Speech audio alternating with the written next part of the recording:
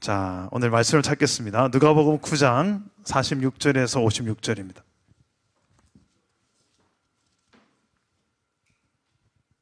누가복음 9장 46절에서 56절 한 절씩 교독하겠습니다.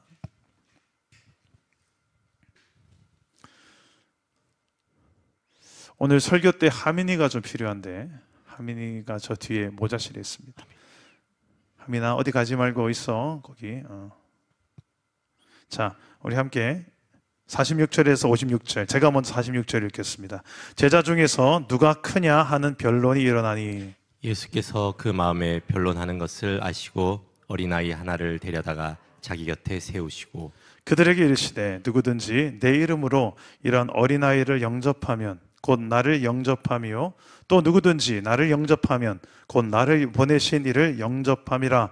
너희 모든 사람 중에 가장 작은 그가 큰 자니라. 요한이 여짜오되 주여, 어떤 사람이 주의 이름으로 귀신을 내쫓는 것을 우리가 보고 우리와 함께 따르지 아니하므로 금하였나이다. 예수께서 이르시되 금하지 말라. 너희를 반대하지 않는 자는 너희를 위하는 자니라 하시니라. 예수께서 승천하실 기약이 차감해 예루살렘을 향하여 올라가기로 굳게 결심하시고 사자들을 앞서 보내심에 그들이 가서 예수를 위하여 준비하려고 사마리아인의 한 마을에 들어갔더니 예수께서 예루살렘을 향하여 가시기 때문에 그들이 받아들이지 아니하는지라. 제자 야고보와 요한이 이를 보고 이르되 주여, 우리가 불을 명하여 하늘로부터 내려 저들을 멸하라 하기를 원하시나이까? 예수께서 돌아보시며 꾸짖으시고 함께 읽겠습니다. 함께 다른 마을로 가시니라. 아멘. 아멘. 오늘도 말씀으로 찾아오시는 주님 만나기를 축복합니다. 오늘 말씀 46절에 보면 제자 중에 누가 크냐 하는 변론이 일어났다라고 합니다. 예수님의 제자들이 지금 서로 논쟁을 하고 있어요. 예수님의 제자들이 왜 다퉜을까? 주제는 누가 크냐라는 거예요. 지금 키가 누가 크냐 이걸 말하는 게 아니고 누가 더 위대한 사람이냐, 누가 더 큰 사람이냐라는 것을 이야기하는 것입니다. 만약에 우리 여기에 오늘 금요 성경집 예배하는 분들 중에 누가 더 크냐라는 이 시비가 붙으면 모르겠습니다. 우리는 사랑 담은 교회는 서로 당신이 더 큽니다, 당신이 더 큽니다 이럴 분들이지만, 예수님의 제자들은 지금 내가 더 크다 라고 서로 더 크다라고 말하는 이유가 있어요. 왜냐하면 예수님께서 지금 예루살렘으로 가는 길이거든요. 한 1년 한 6개월 가까이를 갈릴리 지역에서 예루살렘으로 가지 않았습니다. 그래서 예수님은 참 오랜만에 예루살렘으로 가는데 제자들의 마음속에는 꿈이 있었어요. 어떤 꿈이 있었는가? 예루살렘에 가면 이제 드디어 예수님께서 기다리던 칼을 뽑겠구나. 가서 이스라엘을 다시 한번 회복하고 로마로부터의 그 통치로부터 자유를 주는 그런 회복을 이제 시작하시겠구나. 그 당시에는 로마의 식민지로 살았던 이스라엘이기 때문입니다. 예수님께서 다시 칼을 뽑으셔서 로마의 속국으로 벗어나 다윗 왕의 전성기 시절을 회복하시겠구나. 이 제자들의 꿈이었어요. 그러니까 예수님께서 예루살렘으로 가신다는 것은 이제 예수님께서 칼을 뽑고 드디어 이스라엘을 다시 회복시키겠구나, 이 꿈을 꾸니까 내가 그때 내가 국무총리가 되고 내가 그때 국방부 장관이 되고 내가 한자리 하겠다는 거예요. 예수님 옆에 쫓아다녔던 12 제자들은 다 그런 꿈이 있었습니다. 그런데 예수님은 전혀 다른 꿈을 꾸고 계셨어요. 십자가에서 죽는 꿈을 꾸고 계셨어요.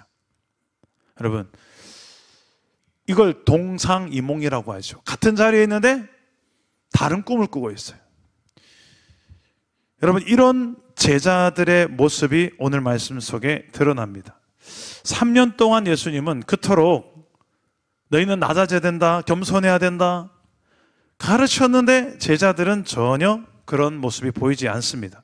오히려 누가 더 크냐라는 변론을 하고 있는 거예요.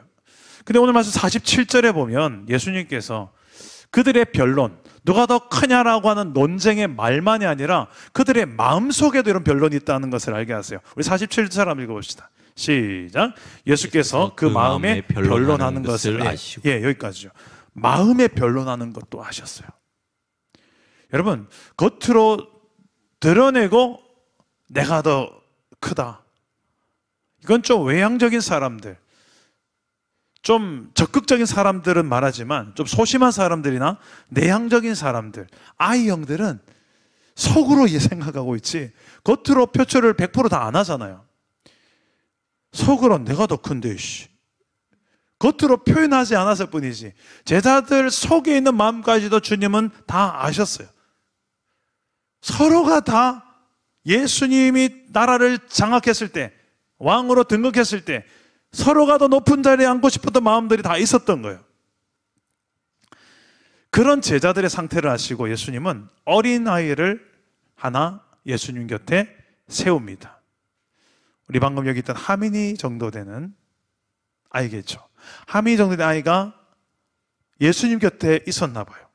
그 하민이 나와봐라 해가지고 예수님 옆에 딱 세워놓고, 여기 지금 하민이가 있다고 생각하고요, 예수님께서는 말씀합니다. 뭐라고 말씀하시는지 48절 봅시다. 48절 시작.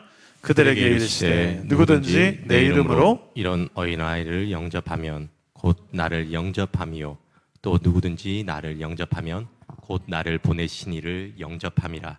너희 모든 사람 중에 가장 작은 그가 큰 자니라. 자, 요만한 아이를 앞에 예수님 옆에 딱 세워놓고요, 얘들아, 요 아이를 너희가 영접하는 자가 큰 자다. 이게 무슨 말이냐면 그 당시 시대를 알아야 됩니다. 그 당시에는 여자와 어린아이는 사람 수를 세지도 않았어요. 그러니까 그렇게까지 존재 가치가 있지 않았습니다. 그래서 아이 하면 좀 무시하는 성향이 있었어요. 예수님 곁에 아이들이 막 쫄쫄쫄 따라오니까 제자들이 애들은 가라 했더니 예수님이 제자들을 책망하면서 네가 가라, 애들은 와라. 애들 안아주는 게 예수님이셨어요. 그러면서 천국은 이런 애들과 같은 자들의 것이다, 그런 말씀도 하셨고, 오늘 말씀은 너희가 이런 애들과 같이 순수한 믿음으로 주님을 대해야 된다, 그런 차원의 말씀이 아니라 너희가 이런 애들과 같은 연약한 자들, 소외된 자들, 작다라고 여기는 자들을, 무시할 만한 자들을 대하는 너희의 태도, 그 작지만 보잘것없지만 무시해도 될 만한 것 같은 사람이지만 그들을 영접할 수 있는 사람, 그 자가 큰 자다. 너희 모든 사람 중에 가장 작은 그가 큰 자다. 이건 엄청난 역설입니다. 작은데 크대요. 하나님은, 하나님 나라의 기준은 이런 거예요. 그래서 우리 특세 때도 계속 살펴봤는데 작은 것을 통해 시작되는 큰 하나님 나라를 이야기했습니다. 시작은 작지만 나중은 커져서 우리가 상상할 수 없을 만한 대단한 결과가 나오는, 그게 하나님 나라의 원리인데 끊임없이 반복되는 성경의 가르침입니다. 이 원리를 가지고 너희가 현실에서 살아가라고 가르쳐 주는 거예요. 그래야 너희의 현재의 삶에서 하나님 나라를 경험하니까. 주기도문에도 주님이 강조한 핵심은 이거예요. 오늘날 하늘에 계신 우리 아버지여 이름이 거룩히 여김을 받으시며 나라가 임하옵시며, 하나님의 나라가 이 땅 가운데, 하나님의 나라가 내 삶 가운데 임하게 해달라고 기도하라는 거예요. 어떻게 그게 이루어집니까? 내 삶에 천국이 이루어집니까? 내 가정의 일터에 천국이 이루어집니까? 그 핵심이 바로 이 작다라고 여기는 그 자를 크게 볼 수 있는 눈이에요. 예수님 시대에 이런 존재들이 많았습니다. 보잘것없는 자, 무시해도 될 만한 자, 그냥 소외시키고 그냥 격리시키고 존재 취급 안 하고, 그런 자들이 상당히 많았어요. 대표적인 게 어린아이였고요, 또는 여자도 그런 존재였습니다. 또 이방인, 문둥병자, 맹인, 수많은 장애인, 세리, 장녀, 노예, 죄인들, 조금은 이런 자들은 좀 존재감이 없는 그런 한 영혼 한 영혼을 예수님은 어떻게 대하셨는가?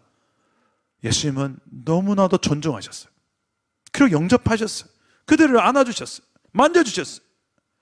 그런 예수님의 뒤를 따르는 제자가 되려면 이런 예수님 닮은 모습이 돼야 되겠죠. 이걸 한마디로 뭐라고 하냐면 겸손이라고 합니다. 주님은 겸손의 왕이십니다. 그럼 주님에 따른 제자는 당연히 겸손한 제자가 돼야 되겠죠. 그러니까 하나님 나라의 큰 자는 겸손한 제자입니다. 예수님이 생각하시는 하나님 나라의 큰 자는 겸손한 자. 따라해 봅시다. 겸손한 제자가 됩시다. 겸손한 제자가 됩시다. 자, 주님은 이 세상 나라의 기준이 아니라 하나님 나라의 기준을 제자들에게 가르치세요. 이유는 이 땅 위에서 하나님의 나라를 누리라고, 그리고 이 땅 위에서 그 나라를 좀 드러내며 살라고. 너희의 소속은 눈에 보이지 않지만 실존하는 하나님과 그의 나라에 속한 자들 아니냐. 그걸 세상 사람들이 좀 알아볼 만한 삶으로 너희들이 한번 살아보지 않겠니라는 거예요. 세상 나라는 반대입니다. 돈 많고 힘세고 높은 자리에 앉으면 큰 자라고 합니다. 높은 자라고 합니다. 그 군림하는 자, 어깨 힘주고 다니는 자. 하지만 주님은, 하나님 나라는 그렇지 않다고 합니다. 겸손한 자가 큰 자다. 저는 천국 문이 어떻게 생겼을까 저 고민해 봤어요. 천국 들어갈 때 천국 문은 어떻게 생겼을까 상상을 하면서 주님의 가르침을 생각해 보니까 아주 뭐라고 합니까? 문 높이가 높지 않을 것 같아요.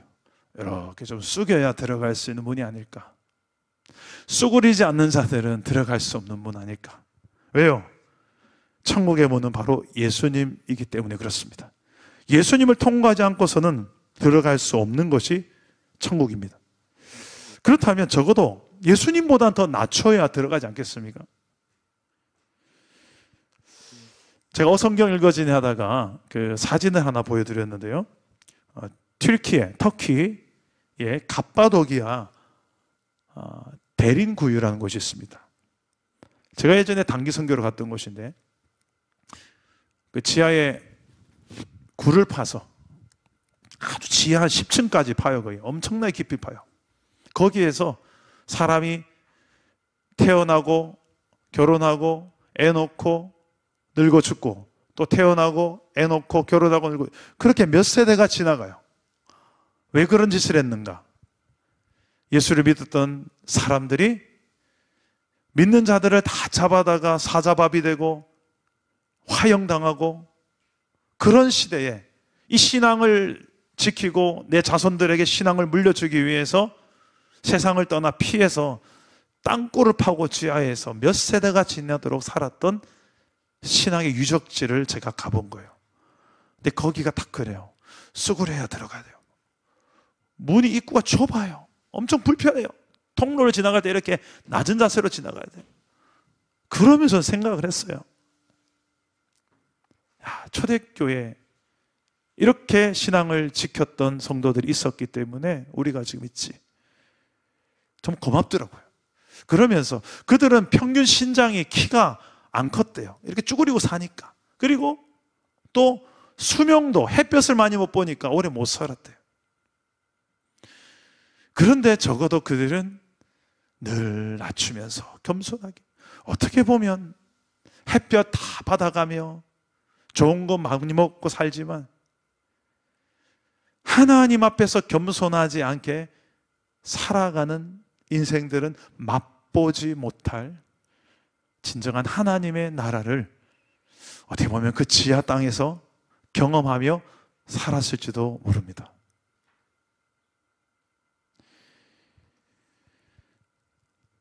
혹시 다음에 우리 사랑남은 교회가 예배당을 지을 수 있는 기회가 있다면 문을 아주 낮게 만들까 지금 고민을 하고 있습니다. 쑥그리지 않으면 못 들어와. 초등학생들은 신나온다고 들어오겠죠. 저는 우리 교회 사랑남은 교회가 이 땅에서 살면서 이런 겸손한 제자 공동체를 이루어서 천국을 조금이라도 서로 맛보여주는 그런 공동체 되기를 축복합니다. 하나님 나라의 큰 자는 두 번째는 욕심이 없는 제자입니다. 욕심과 열정은 다르죠. 욕심은 나쁜 거고 열정은 괜찮은 겁니다. 왜 욕심과 열정이 나뉘어질까? 욕심은 대부분 나 중심입니다. 나로부터 시작되고 나의 왕국을 위해서 나오는 모든 에너지들입니다. 그런 욕심이 결과가 항상 좋지 않아요. 나도 죽고 상대방도 죽입니다. 그러나 열정은 나도 살고 상대방도 살립니다. 왜요? 그 중심이 내가 아니고 하나님이고, 그 중심이 내가 아니고 상대방이고, 그 중심이 살려요. 그런 열정을 하나님께서 주십니다. 오늘 말씀 49절 50절에 보면 제자 요한이 예수님께 질문을 하나 하는데요, 이런 질문을 합니다. 어떤 사람이 예수 이름으로 귀신을 쫓아냈는데 그걸 보면서, 근데 그 사람이 우리와는 함께하지 않는 사람이었어요. 그래서 앞으로 그렇게 하지 마라, 예수 이름으로 귀신 쫓아내지 마라 라고 제가 금하였습니다. 예수님 잘했죠 하고 예수님께 보고를 합니다. 예수님의 답변이 뭐랄까요? 잘했다 이럴까요? 50절 한번 봅시다. 50절 시작. 예수께서 이르시되 금하지 말라. 너희를 반대하지 않는 자를 너희가 위하는 자니라 하시니라. 야, 예수님은 반대하지 마. 너희를 반대하지 않느나 다 너희를 위하는 자다. 오늘 본문 말씀 앞에 보면 예수님의 제자들은 귀신을 쫓아내지 못해요. 근데 그 앞에는 또 예수님이 귀신을 쫓아냈었어요. 지금 예수님이 공생을 시작하신 지 약 3년이 지났습니다. 3년 동안 예수님 제자들은 예수님을 쫓아다니면서 얼마나 많은 귀신 쫓아내는 걸 봤겠어요. 그리고 제자들도 많은 귀신을 쫓아냈었어요. 그런데 오늘 본문 말씀 바로 앞에 예수 이름으로 귀신 나갈지어다 했는데 안 나가는 거예요. 당황했어요. 당황해서 그 귀신 들린 아들, 외아들이 귀신 들렸는데 아버지가 와서 당신의 제자들은 못 쫓아내더이다. 예수님 당신은 할 수 있거든이 할 수 있거든 좀 쫓아내 보십시오. 그때 예수님 유명 말씀하시죠. 할 수 있거든 무슨 말이냐, 믿는 자에게 능치 못함이 없느니라. 그러면서 믿음이 없는 이 악한 세대여, 내가 언제까지 너희를 참겠느냐. 제자들을 책망합니다. 그렇게 많이 예수님과 다녔고 했는데 그 사이에 믿음이 없었던 거예요. 제자들이 믿음으로 행하지 않는 거예요. 그러니 귀신이 나가나. 또 뒤에 이야기하면 제자들이 물어봅니다. 왜 우리는 안 됐습니까? 예전에 잘 쫓아냈는데 또 이제 귀신이 왜 안 나갔습니까? 기도 외에는 이런 유가 나갈 수가 없느니라. 제자들이 기도 안 한 거예요. 왕년에 했겠지. 근데 기도가 이제는 식었겠죠. 안 해도 이제는 될 만하다 생각했겠죠. 이 정도 했으니까 이제 기도 없어도 살만하다. 그러니 그들은 귀신을 못 쫓아냈던 거예요. 그런데 오늘 말씀 보니까 예수님과 함께하지 않는 또 다른 예수님을 믿는 제자였는데 그가 누군지 모르겠어요. 근데 그가 예수의 이름으로 귀신을 쫓아내는 걸 보니까 우리는 안 되는데 쟤 못해노. 야 하지마 이런 거예요. 그러니까 여러분 이런 모양이 생각보다 우리 신앙생활에 많아요. 내가 하면 로맨스고 상대방이 하면 스캔들이 돼요. 내로남불. 뭔가 내가 드러나고 내가 돋보이면 열심히 하고, 내가 안 드러나고 상대방이 더 나보다 드러나면 별로 열심히 안 하고. 이 못된 심보가 우리에게 있나요 없나요? 없는 척 하지 마십시오. 저만 이상한 사람 되네 또 오늘도. 저는 그렇더라고요. 그런 마음이 있더라고요. 내가 주인공이 되면 더 열심히 하고 내가 조연이 되면 더 열심히 하네. 사람들이 박수 쳐주고 영광 준 자리에 있으면 더 열심히 하고 인정해주면 열심히 하고, 아무도 모르는 이름 없이 빛도 없이 아무도 보지도 않고 그런 허드렛 일을 보면 안 하고 싶군요. 누군가는 해야 되는데 주님도 그걸 하기 원하시는데 알면서도 못 본 채요. 왜? 별로 돌아온 영광이 없거든요. 자, 이 모든 게 왜 이런 일이 생기는가? 결국 내 욕심으로 살아가는, 그 욕심의 핵심에는 나 중심이에요. 내가 돋보여야 되고 나의 왕국이 만들어야 되고 내 영광이 드러나야 되는 거예요.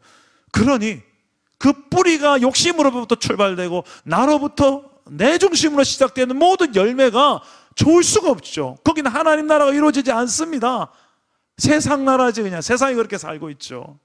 전부 다 각자 자기가 좋은 대로 자기를 위해서만 살아가죠. 가끔씩 뭐 구제하고 돕고 하지만 그조차도 자기의 명예와 나 이 정도 그래 착해 뭔가 이런 것을 위해서 일하죠. 근데 하나님 나라는 그게 아니에요. 하나님 나라는 그 중심부터가 내가 아니고 출발점이 다릅니다. 하나님으로부터, 복음으로부터, 예수님으로부터 출발합니다. 그런 자들이 이제 욕심이 아니라 참된 열정으로 일하는 법을 배우기 시작해요. 굳이 내가 안 드러나도 내 안에 나를 구원하기 위하여 자기 자신을 버리신 예수 그리스도가 드러날 수만 있다면 나는 그걸로 충분하 족하다. 그래서 내가 하는 거지. 여러분, 그런 욕심이 아니라 열정으로 일하는 자를 주님은 큰 자라고 말씀하십니다. 오늘 그 욕심으로 사역하려는 이 제자들을 주님은 꼭 우리와 함께하면 되는 게 아니고 복음이 증거되면 중요하지. 복음이 드러나면 되고 한 영혼 사는 게 중요하지. 주님은 전혀 다른 기준으로 보시는 거예요. 예전에 김규동 목사님 고구마 전도왕 전도할 때에 영혼이 이렇게 안녕하세요. 아이고 애가 너무 이쁘네요. 혹시 예전에 교회 다녀보셨어요? 이렇게 인사말로 하면 그때 반응을 보고 이 전도 대상자가 어떤 상황인지를 파악하는 분별법이 그렇대요. 고구마를 이렇게 쪄보면 익었는지 안 익었는지 젓가락으로 훅 쑤셔보잖아요. 그러면 다 익었다. 그러면 쑥 들어가고 이제 반만 익었다 싶으면 반만 들어가고 안 익었다 생고구마다 싶으면 안 들어가요. 고구마 좀 삶아보세요. 그래요. 그래서 고구마가 안 들어가는 생고구마다. 그러면 어떻게 해야 되는가? 내가 전도하려고 상대방한테 이야기했는데 상대방이 반응이 영 없어. 그러면 에이 저주나 받아라. 그게 아니고 아직 생고구마구나. 누군가가 또 다른 전도자가 이 사람에게 복음을 전할 때까지 아직 고구마가 덜 익어서 그렇구나. 나는 내 역할은 참 교회에 대한 좋은 인상과 이미지만 심어주고 떠나는 것도 충분해요. 네? 그래서 그러시군요. 아이고 오늘 만나서 반가웠습니다. 저는 사랑담원 교회 박지혜 집사라고 해요. 하고 빵긋 웃어주고 행복하세요. 그렇게 하면 된다니까. 아직 생고구마인데. 근데 이거는 좀 익었어. 아니 이거 완전 팍 익었어. 야, 그러면 앉혀놓고 이야기해야 되죠. 복음을 제시해야 되죠. 이 모든 과정들 속에 내가 욕심으로 전도를 하게 되면 어떻게 해서든 뭔가 내 기준에 맞춰가지고 뭘 해야 돼요. 근데 조금 더 주님의 중심으로 보게 되면 마음의 여유가 생깁니다. 어떻게 해서든 꼭 나를 통해서 역사가 일어나지 않아도 주님께서는 또 다음에 누군가를 통해서도 일하시겠지. 거기까지 볼 수 있는 눈이 열려요. 여유가 생겨요. 그렇다고 해서 열정이 없어지는 게 아니에요. 더 건강한 열정으로 일할 뿐이죠. 욕심의 사람이 아니라 나 중심의 욕심의 사람이 아니라 하나님 중심의 열정의 사람으로 주님께서 인정하시는 큰 자로 살아가기를 주님의 이름으로 축복합니다. 마지막 한 가지가 더 있는데요. 주님은 어떤 사람을 하나님 나라의 큰 자로 보는가? 긍휼히 여기는 제자입니다. 따라해 봅시다. 긍휼히 여기는 제자가 됩시다. 긍휼히 여기는 제자가 됩시다. 자, 51절 이하의 내용을 보면 예수님과 제자들이 지금 갈릴리 가버나움에서 예루살렘으로 이동하는데 바로 가지 않고 사마리아를 거쳐서 가요. 보통 유대인들은 사마리아 지역을 안 지나갑니다만 예수님은 굳이 그 길을 지나다니셨어요. 그리고 심지어 거기서 복음을 전하셨어요. 안 가리셨어요. 유대인들은 거기를 부정한 사람들이다 해서 일부러 동쪽으로 돌아서 요단강을 건너고 훨씬 먼 길을 돌아서 갔어요. 부정하다고. 근데 예수님 전혀 그걸 부정하게 여기지 않았어요. 오히려 사마리아인을 구원하기 원하셨어요. 오늘 말씀에도 보니까 제자들을 먼저 사마리아 지역으로 선발대를 보냅니다. 가서 내가 이제 여기서 사역, 복음을 전할 거니까 사마리아 가서 한 영혼에 전도하고 가려고 하는 거죠. 그 예수님께서 선발대로 보낸 제자들 가서 내가 좀 사역할 때 준비하라고 보냈는데 사마리아 사람들 중에서 어느 누구도 예수님과 제자들을 영접하는 사람이 없습니다. 왜 그럴까요? 우리 53절에 나옵니다. 한번 볼까요? 53절 시작. 예수께서 예루살렘을 향하여 가시기 때문에 그들이 받아들이지 아니하는지라. 예루살렘을 향하여 가신다. 이게 무슨 말일까요?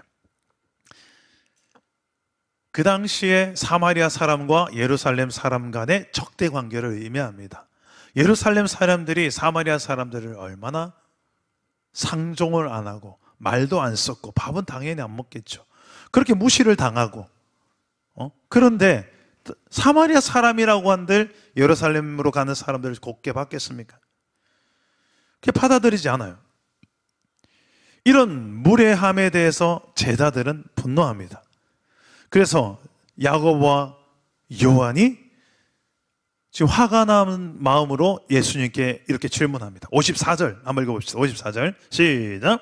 제자 야고보와 요한이 이를 보고 이르되 주여 우리가 불을 명하여 하늘로부터 내려 저들을 멸하라 하기를 원하시나이까. 지금 제자들은 좀 화가 났습니다. 그래서 보복을 심판을 해도 심판을 기도해도 되겠습니까? 라고 묻는 거예요. 물론 이 사마리아인들이 예수님을 믿지도 않고 영접하지도 않았기에 그들이 이런 분노를 하는 게 좀 당연해 보이기도 합니다. 하지만 예수님의 반응은 전혀 거기에 동의하지 않습니다. 오히려 그 제자들에게 꾸짖습니다. 우리 55절과 56절 마지막 다 같이 읽어봅시다. 시작. 예수께서 돌아보시며 꾸짖으시고 함께 다른 마을로 가시니라. 어떻게 보면 심판, 보복의 대상이지만 주님은 심판, 보복보다는 용서와 용납과 긍휼을 우리에게 행하셨습니다. 제자들도 그러길 원하셨던 거예요. 정말 큰 자는 원칙 필요합니다. 그런데 원칙에 어긋나면 무조건 얄짤없이 무조건 심판, 보복, 그건 아직 작은 자입니다. 아직 진정한 천국의 큰 자가 아닙니다.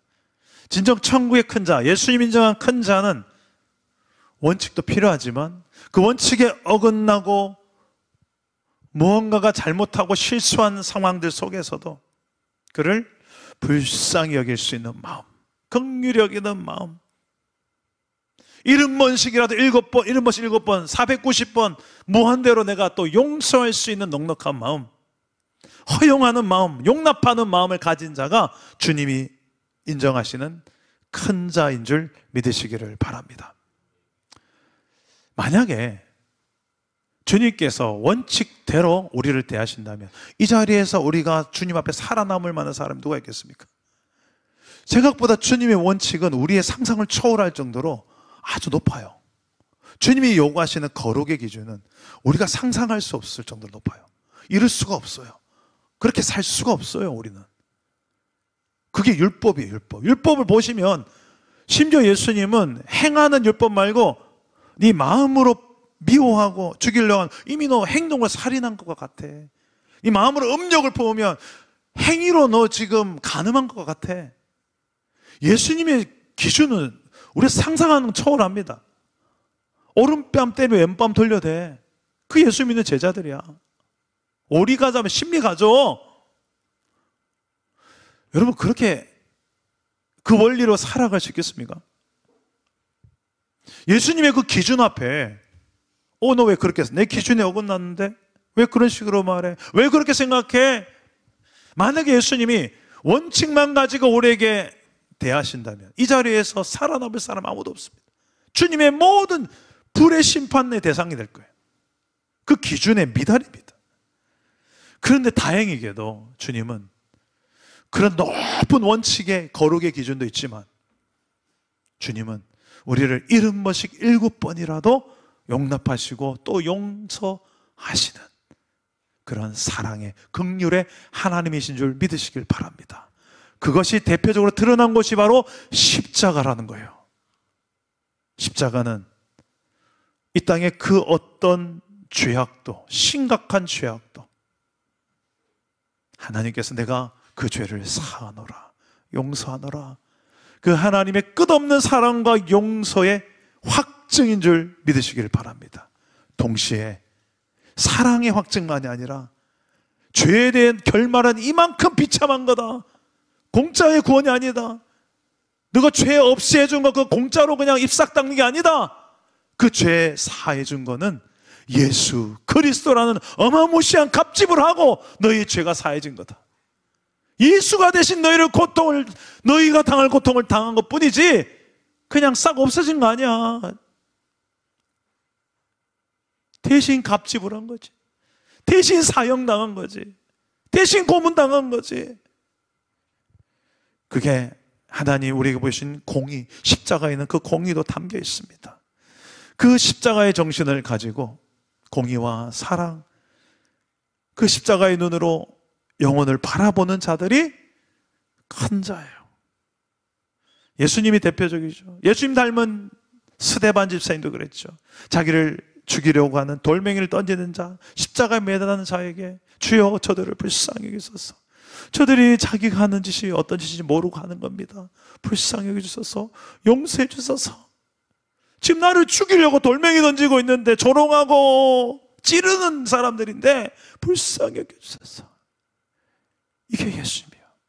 예수님을 따르는 제자는 그 길을 걷는 사람입니다. 내 힘으로는 할 수가 없어요. 저도 흉내는 내보다가 여러 번 한계를 경험했습니다. 주님, 저는 이 사람은 도저히, 주님도 이 상황은 주님, 이건 주님이나 할 수 있는 상황, 저는 솔직히 많았습니다. 근데 그때마다 주님이 그래 넌 안 돼, 아니 그게 아니고요, 아니 너도 해봐, 너 이렇게는 할 수 있잖아, 방법을 가르치셨어요. 와, 그러면서 한 번에 내가 예수님처럼 사랑할 수는 없지만 조금씩 더 배워가는구나, 자라나는구나. 하려고 하는 자에게 주님은 방법을 주신 줄 믿으시기 바랍니다. 안 하려고 하는 자에게는 100가지의 핑계가 보일 거예요. 그런데 하려고 하는 자, 그래서 기도하고 하나님께 구하는 자들은 방법을 주세요. 저는 오늘 말씀을 통해서 이게 하나님 나라의 원리예요. 세상 사람들은 높아지는 교만을 능력이라고 생각합니다. 그런데 주님은 아니야, 그거는 큰 자가 아니야. 천국에서 하나님 나라의 가치 큰 자는 겸손하고 자기를 남들이 자기보다 더 낫다고 여기며 주님보다 아래에서 자세를 낮추는 자들이 진짜 큰 자야. 어린아이처럼 어린아이를 받아들일 수 있을 만큼 네가 자세를 낮출 줄 아는 자. 이렇게 아이들하고 이야기하면 이렇게 하죠. 이렇게, 애기야, 하민아 잘 지냈어? 아이를 대할 줄 아는 사람이에요. 아이를 영접할 줄 아는 사람이에요. 아이를 아직 영접 못하는 사람은 이렇게 합니다. 잘 지냈어? 내 어른이야.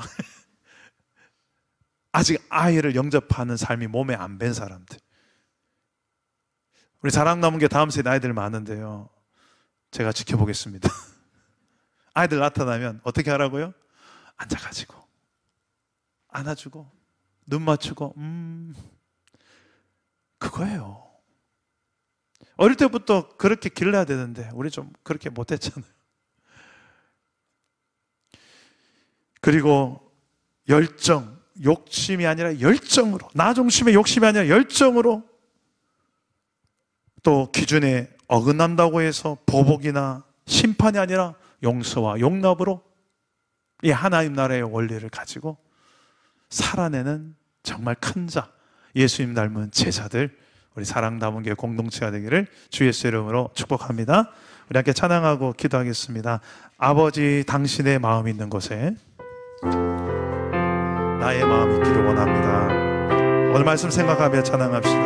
아버지 당신의 마음이 있는 곳에 나의 마음이 있기를 원해요.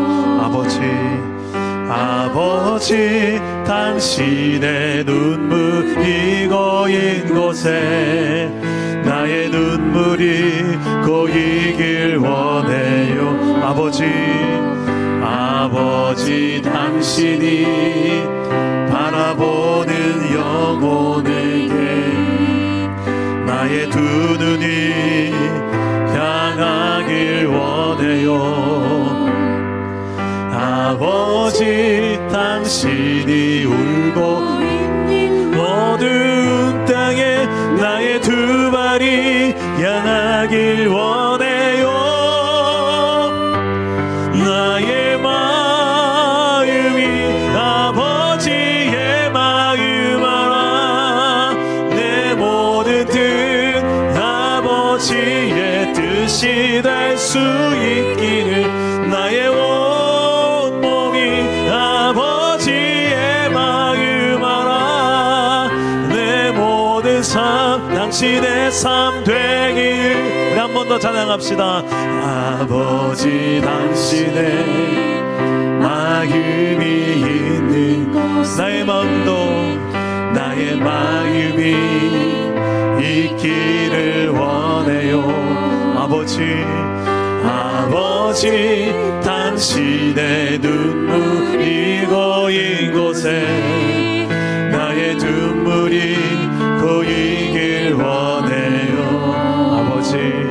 아버지 당신이 바라보는 영혼에게 나의 두 눈이 향하길 원해요. 아버지 당신이 울고 있는 어느 땅에 나의 두 발이 향하길 원해요. 나의 마음이 아버지의 마음 알아. 내 모든 뜻 아버지의 뜻이 될 수 있기를 나의 온몸이 아버지의 마음 알아. 내 모든 삶 당신의 삶 되기를. 성령이 오셨네. 성령이 오셨네. 성령이 오셨네. 내 주에 보내신 성령이 오셨네. 우리 인생 가운데 친히 찾아오셔서 그 나라 꿈꾸게 하시네. 성령이 오셨네. 성령이 오셨네.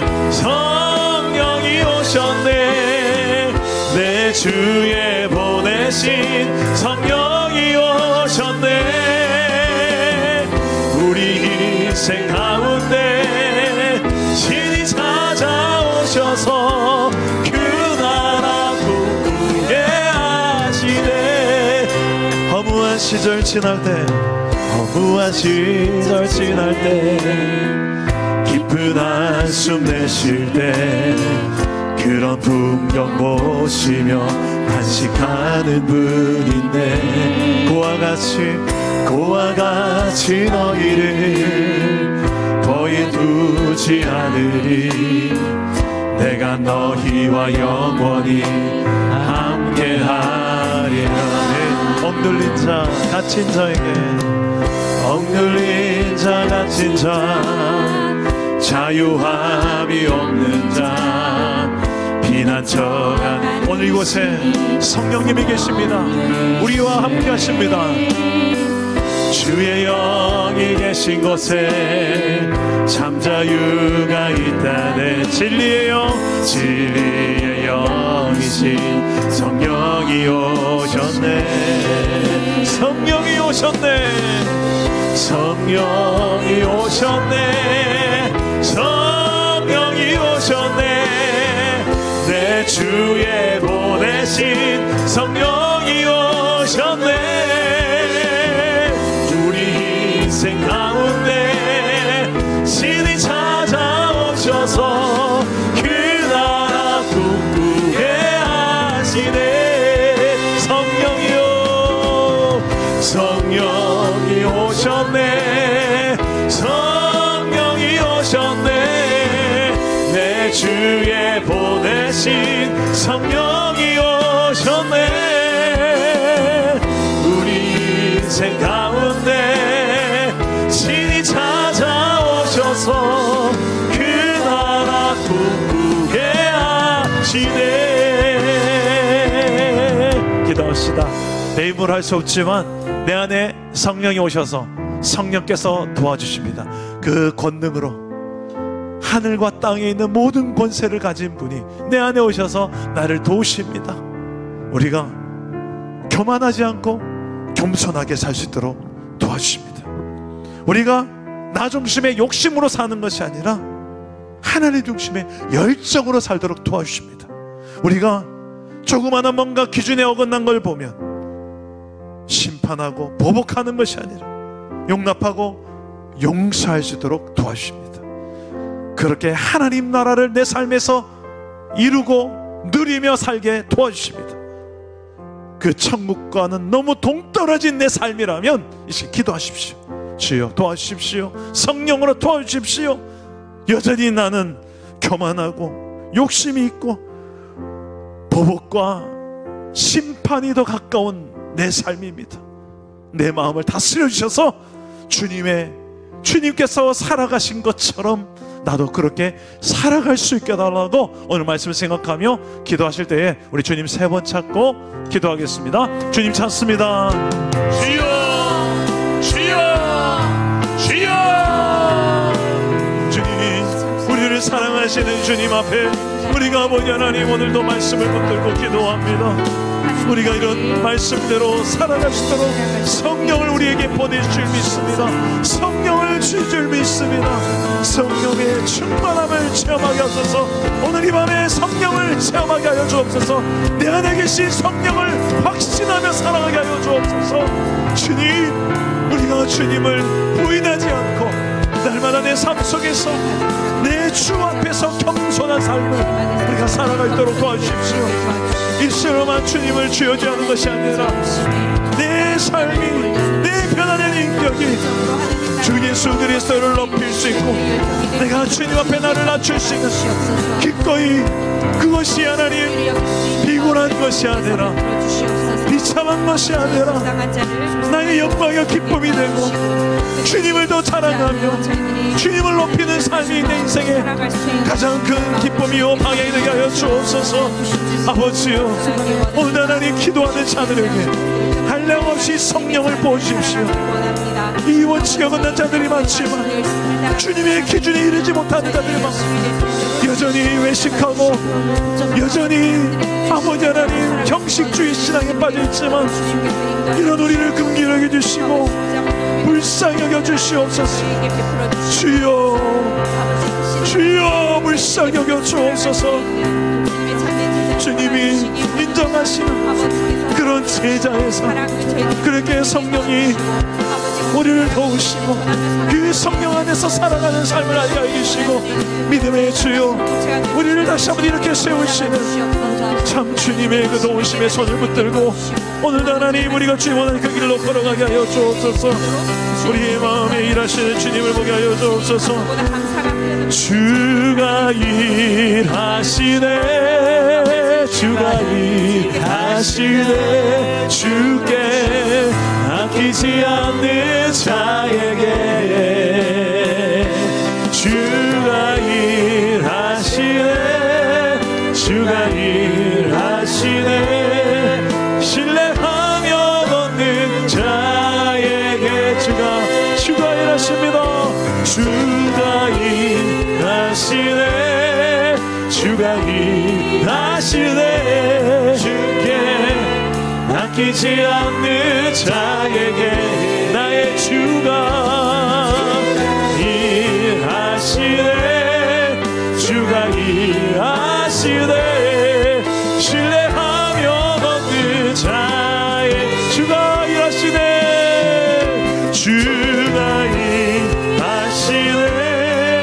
주가 일하시네. 주께 아끼지 않는 자에게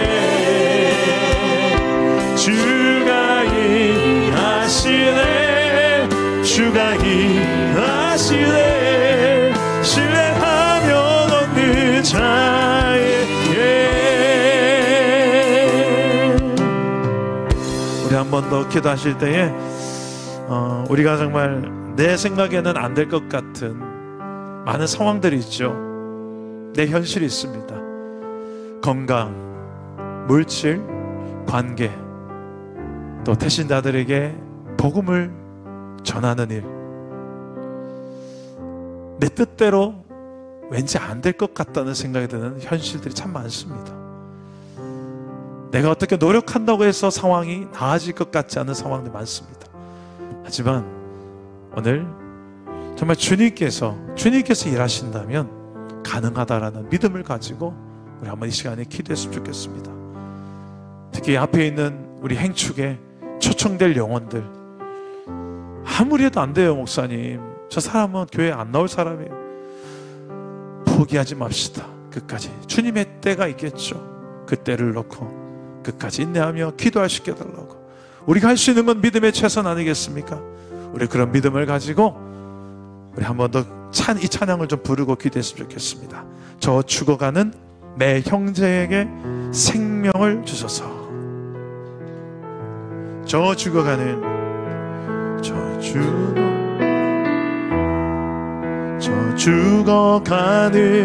내 형제에게 생명을 주소서. 흑암의 권세에 매여 내일을 빼앗긴 저들에게 저 소망 없는 텅 빈 가슴에 새 날을 주소서. 고통의 멍에 매여 신음하고 있는 저들에게 아버지여 입에서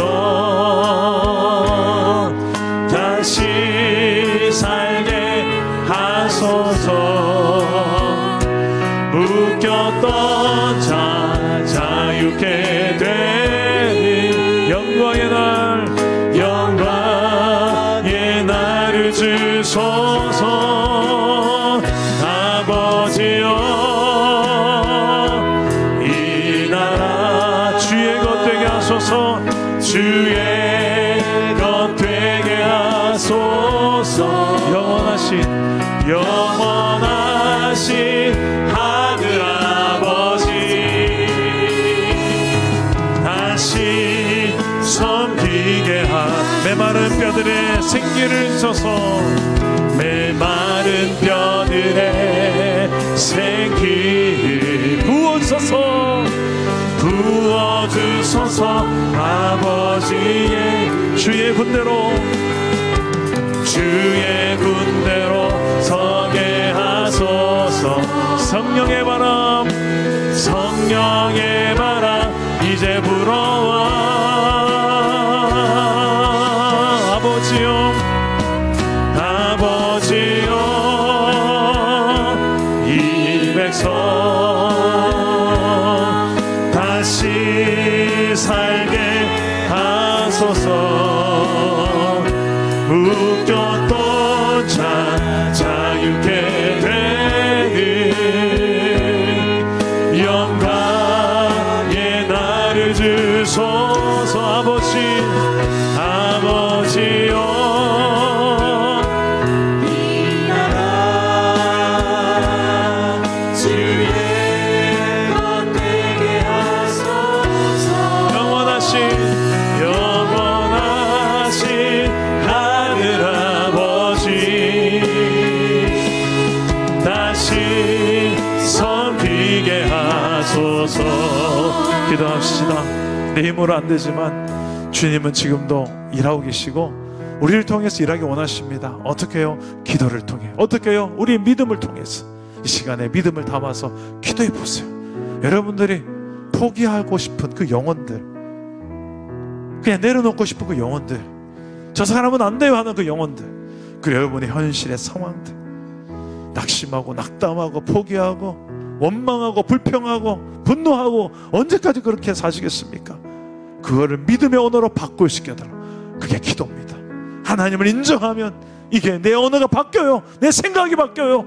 오늘 그렇게 하나님 앞에 정말 내가 해야 될 일이 무엇인지, 나 중심이 아니라 주님의 중심으로 바라보면서 내게 주는 모든 상황들을 주여 주님이라면 어떻게 하시겠습니까? 물어보면서 주여 다스려달라고, 그 사랑의 원리로, 그 공의의 원리로, 그 십자가의 원리로 나도 한번 살아볼 수 있게 해달라고, 여러분 한번 여러분의 삶의 환경들을 놓고 기도하실 때에 주님 3번 찾고 기도하겠습니다. 주님 찾습니다. 주여 주여 주여, 아버지여 긍휼히 여겨 주옵소서. 우리도 주님처럼 살아갈 수 있게 도와주시옵소서. 아버지 포기하지 않는 그런 믿음의 주를 주기 원합니다. 온 하나님 우리를 도우시는 하나님의 은혜를 구하며 나아갑니다. 이 밤에 우리를 통하여 일하신 하나님, 한 영혼 가정 남편을 살리고 제자 삼으라 우리를 하나님 그곳에 부르셨시고 우리를 지금 이 시대에 심으셨사오니 주여 우리가 만난 영혼들 봐봐, 저 영혼의 불쌍한 마음 모두 없소서. 이 영혼의 불쌍한 마음을 모두 주시옵소서. 시험에 들지 않게 하여 주옵소서. 나로 인해 하는 실천하다 없도록 하여 주옵소서. 주여 주여 주여, 회복하소서. 다시금 주께로 돌아온 역사들이 일어나게 하여 주시옵소서. 내 아버지여, 주님이 일하시는 기대합니다. 주님이 붙잡으시는 기대합니다.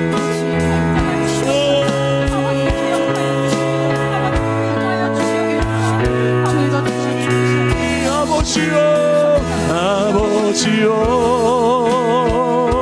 이 백성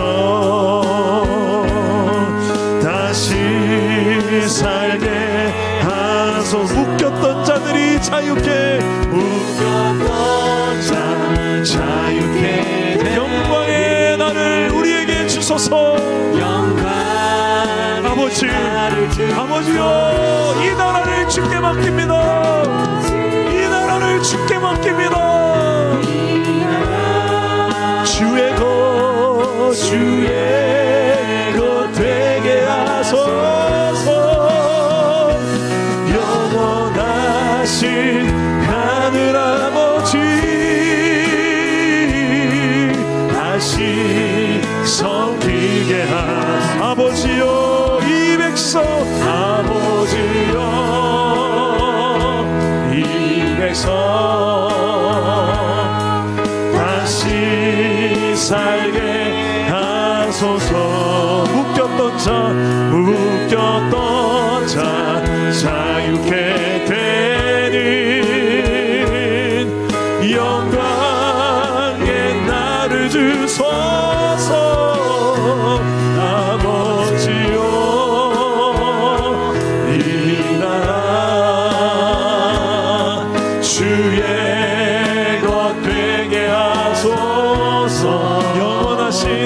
영원하신 하늘 아버지,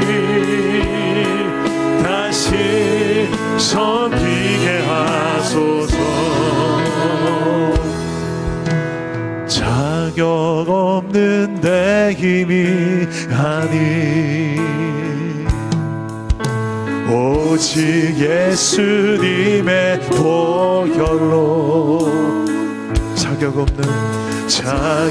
없는 내 힘이 아니 오직 예수님, 오직 예수님의 보혈로. 예, 십자가 보혈, 십자가의 보혈, 완전하신 사랑 힘입어 나가니. 십자가의 보혈만을, 십자가의 보혈 완전하신 사랑 힘입어 예배합니다. 믿음으로 고백합시다. 주의 보좌로 나아가 어떻게 나가야 할까? 나를 구원한 주의 십자가, 나를 구원한 주의 십자가, 그것을 믿으며 가네. 주의 보좌로 나아갈 때, 주의 보좌로 나 여전히 부족하지만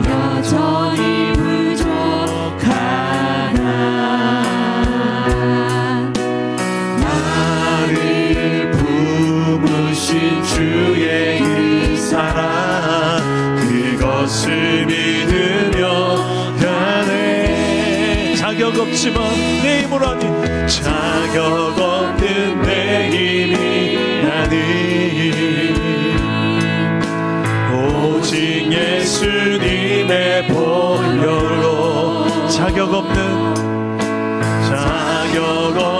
내 힘이 아니, 오직 예수님의 보혈로. 십자가의 보혈, 완전하신 사랑 힘입어 나아갑니다.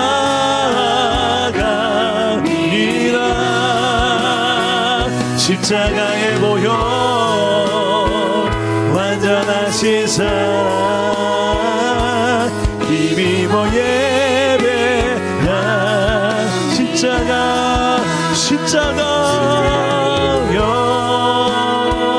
완전하신 사랑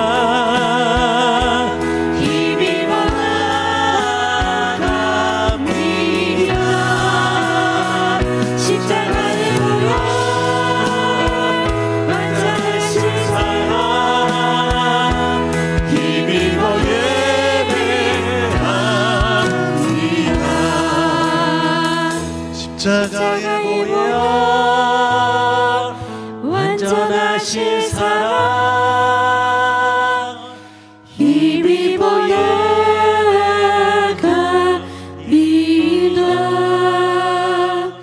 십자가의 보혈, 완전하신 사랑 힘입어 예배합니다.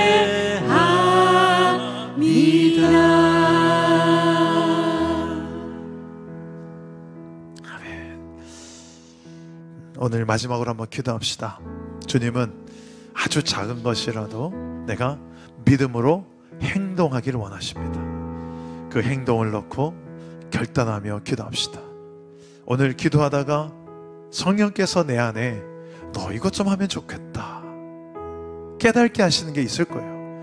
기도하는 자는 반드시 하나님 방법을 주시거든요. 근데 좀 부담이 돼요. 내 자존심이 용납 안 해요.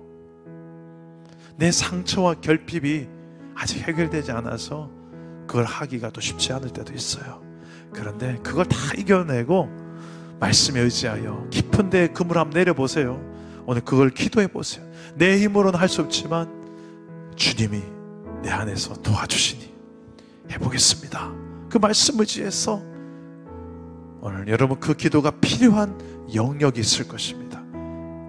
행동하는 자에게, 믿음으로 주님의 말씀 따라 행동하는 자에게 놀라운 오병이어의 역사를 경험하게 되는 은혜가 있게 달라고. 오늘 여러분 한번 기도하시고 우리 마무리, 여러분 충분히 자유롭게 기도하시다가 돌아가시기 바랍니다. 우리 주님 한 번만 찾고 기도하겠습니다. 주님 찾습니다. 주여!